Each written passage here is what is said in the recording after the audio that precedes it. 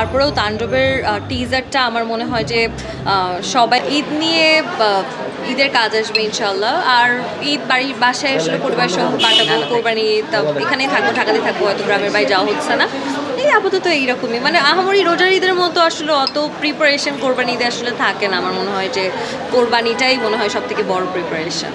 আপু, সামনে কোনো সিনেমা কিংবা নাটকে আমরা ভালো কোনো কিছু তো দেখতে পারবো না? হ্যাঁ, আমি ওটিটিতে তো কাজ করছি আর ফিকশন করছি, চেষ্টা করছি রেগুলার ফিকশনটা করার। সিনেমার কথা বলতে পারছি না, এটা তো আসলে এত সহজ কিছু না, ব্যাটে বলে মিলে বা একটা লম্বা সময়ের বিষয়। ইনশাল্লাহ কোনো না কোনো দিন আমি যদি প্রস্তুত হই, ইনশাল্লাহ কথা হবে। দেখেন, কোয়েশ্চেনটা যে করে তারও দায়বদ্ধতা থাকে। উত্তরটা এখন কোয়েশ্চেন না আসলে উনি উত্তর দেওয়ার সুযোগ পেতেন না, কোয়েশ্চেন ওনাকে করা হচ্ছে এই জন্য মানে উত্তরটা দিচ্ছেন। সো আমার মনে হয় দুইজনেরই 50-50 এখানে কন্ট্রিবিউশন আছেন, যিনি বউ হতে চান এবং যিনি বউ বানাতে চান। মানে শাকিব খান না, কিন্তু যিনি কোয়েশ্চেন করে বানাতে চান, আসলে দোষটা ওনাদের দুজনেরই। তো শুধু শুধু আমি যে বলছে তাকে স্টেজটা না দিলে আমার মনে হয় এরকম আননেসেসারি টপিক আসলে আসবে না। মানে একজন সুপারস্টার, তার কাজ নিয়ে সে আলোচনায় থাকুক, ব্যক্তিজীবন থাকবে মানুষের, সেগুলো থাকুক, সেটার মতো আমরা আসলে যেটা ভালো সেটা নিয়ে আলোচনা করি, সেটাই ভালো সবার জন্য। খুবই দারুণ, আমার মনে হয় যে খুব দারুণ কিছু আসতে যাচ্ছে।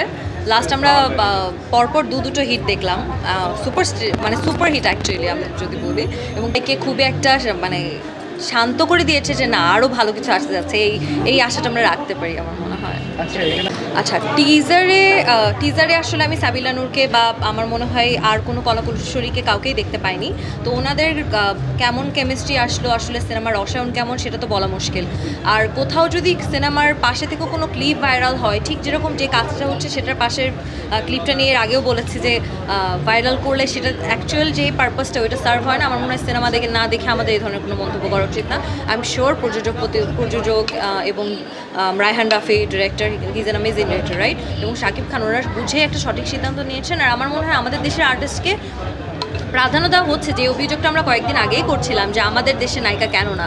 তো এই অভিযোগটা থেকে তো আমরা মনে হয় একটু বের হয়ে আসতে পারি, আর ভালো কিছুর জন্য দোয়া করি, যেটাই হোক আমাদের নিজেদের দেশের। তো আপনি সব রেকর্ড ভাঙতে পারবেন?